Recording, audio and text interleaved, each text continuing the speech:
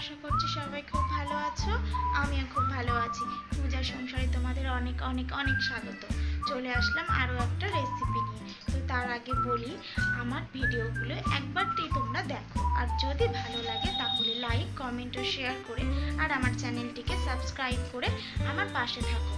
তো চলো আজকের ভিডিওটা শুরু করা যাক। আর হ্যাঁ, আজকের যে রেসিপিটি সেটা তো এখানেই আমি মাংস নিয়েছি 800 গ্রাম মতো, আর মিডিয়াম সাইজের দুটো পেঁয়াজ নিয়েছি, কুচিয়ে নিয়েছি, আর কাঁচা লঙ্কা, টমেটো একটা বড় সাইজের নিয়েছি এখানে। তারপরে নিয়েছি হলুদ গুঁড়ো 2 চামচ মতো, ধনের গুঁড়ো 2 চামচ মতো, মিট মশলা নিয়েছি 1.5 চামচ, আর কাশ্মীরি গুঁড়ো লঙ্কা 1.5 চামচ। এখানে আদা, জিরে, গোটা জিরে আর লঙ্কা মিক্সি করে নিয়েছি, আর রসুন বাটা আর আলু। তো মাংসটা আমার ধোয়াই আছে পরিষ্কার করে। তো কড়াইটা বসিয়ে দিলাম। প্রথমে আমি আলুটাকে ভেজে নেব ভালো করে। তার জন্য কড়াইতে আমি সর্ষের তেল দিলাম। সর্ষের তেলটা গরম হয়ে গেলে আমি একে একে আলুগুলো দিয়ে ভালোভাবে ভেজে নেব। আলুগুলো আমি একটু লাল লাল করে ভেজে নেব। আলুটা লাল লাল করে ভেজে নেওয়ার পরে আমি কিন্তু এখানে কোনো গোটা গরম মশলা ব্যবহার করব না। আমি এখানে শুধুমাত্র তেজপাতা ফোড়নে দেব। তো তেজপাতা ফোড়ন দিয়েছি, আর কুচিয়ে রাখা পেঁয়াজগুলোকে দিয়ে একটু বাদামি বাদামি করে ভেজে নেব।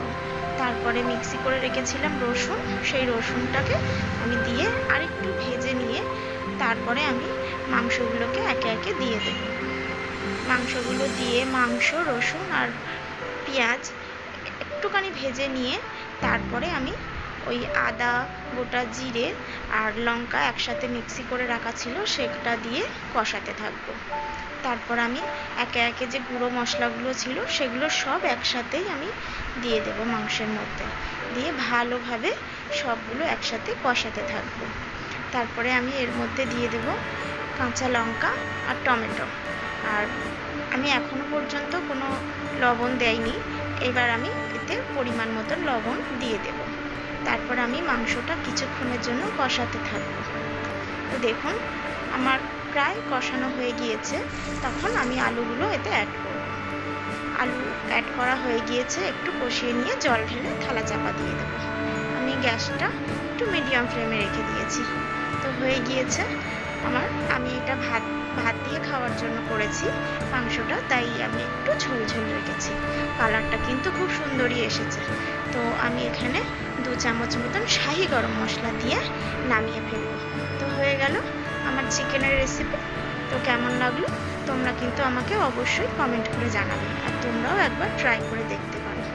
তো ভিডিওটি ভালো লাগলে লাইক, কমেন্ট ও শেয়ার করতে ভুলো না কিন্তু। ভিডিওটি একবারটি দেখো।